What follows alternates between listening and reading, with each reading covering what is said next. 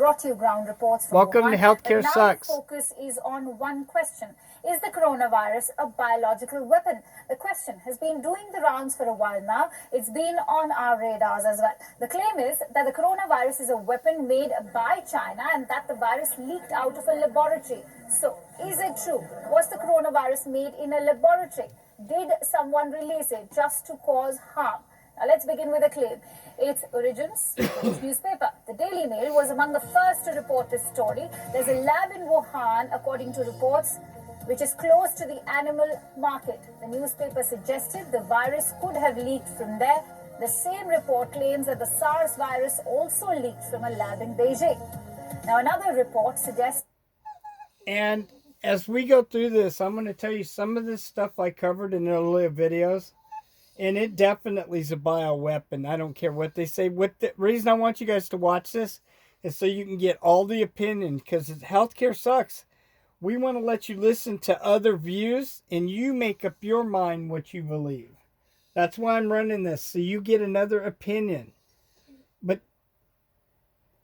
I'm still sticking with the way I believe, guys. We know this was a weapon. We know where it came from. And you're going to hear all kinds of things. Here we go. This one from the Washington Times takes this theory a step further. It goes on to claim that the coronavirus could have originated in a lab. This story quotes an Israeli biological warfare analyst. More such reports followed, and they only fueled speculation. One such report says that the virus can be traced back to Canada, and that two Chinese agents smuggled the coronavirus from Canada to China. At the center of all these claims is the Wuhan National Biosafety Laboratory. It's a level 4 lab. It was built to study diseases like Ebola and SARS. It conducts research on deadly viruses, and it's barely 32 kilometers from the Hunan seafood market, which has been confirmed as the epicenter of the coronavirus outbreak in Wuhan. All reports suggest that the virus actually leaks from this facility, this lab. At this point, all such reports are in the realm of conjecture. There is no credible evidence to back them. But we've heard other reports that say so. What I did get from this is something different than we've been told. Is they're saying like 54 kilometers. I was done some reports where they said it was a lot closer than that. Not that it matters. And part of that goes into they don't cover it here, is that they were not cremating their test subjects, some of them, and somebody got a hold of them. I'm still leading towards the government, I think, did this on purpose. And I think down the road, depending how this turns out, we're going to see that that's what happened. Experts have dismissed these claims as misinformation and conspiracy theories. Let's also take these theories one by one. First, did the virus originate from a laboratory? As we said, there is no scientific evidence to prove this. Two agencies, Center for Disease Control and Prevention and the World Health Organization, are investigating this outbreak. None of them have called the coronavirus a biological attack. They have traced the origin of this virus back to a seafood and animal market in Wuhan, not to a laboratory. Now, that's not true either. Because we've shown in videos that I've covered, and even national TV, United States and other countries have shown to where it came from, the Wuhan, the lab. So, again, this is the other side of the coin. Some of this is going to give you the story from the other view, and only you can decide what you want to believe and where you want to go with it. Number two, did the virus originate in Canada? More specifically from Canada's National Microbiology Laboratory, or NML. Now, reports say that in March 2019, a mysterious shipment of exceptionally deadly viruses from the Canadian lab ended up in China. Scientists from Canada... Did you hear? She's admitting that part. They did end up from this lab in China.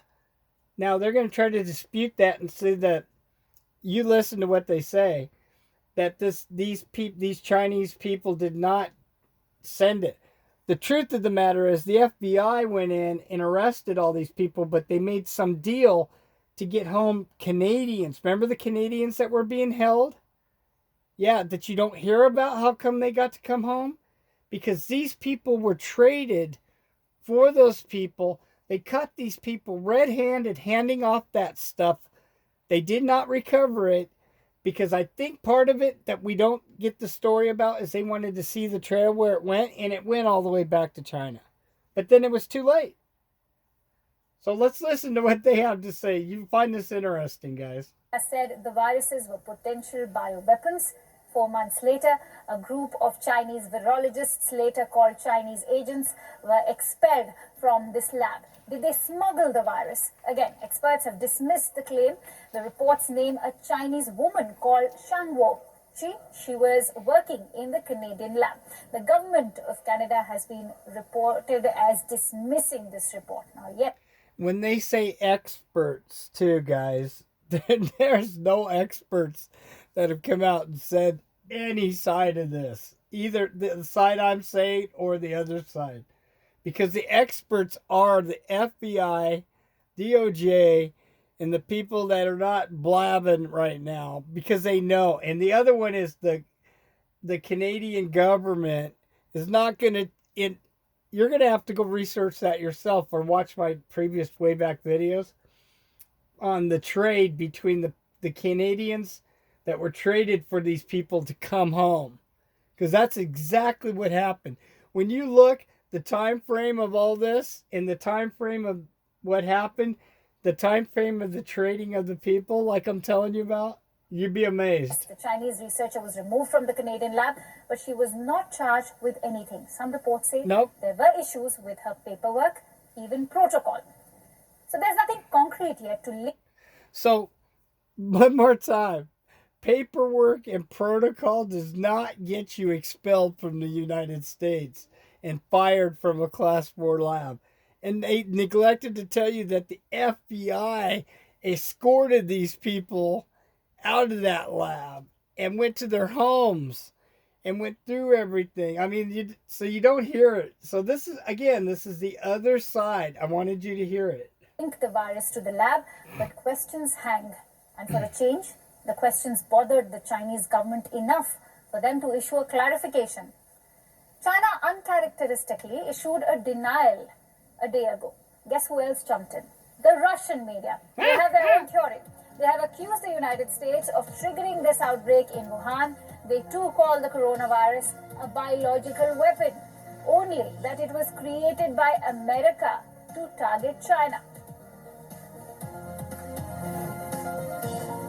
In all fairness, I researched that one too already, guys. And